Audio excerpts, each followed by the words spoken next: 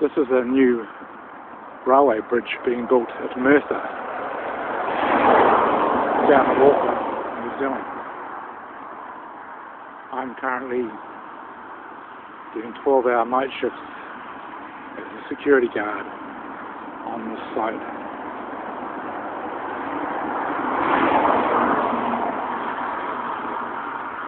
It's scheduled to be completed in October 2011.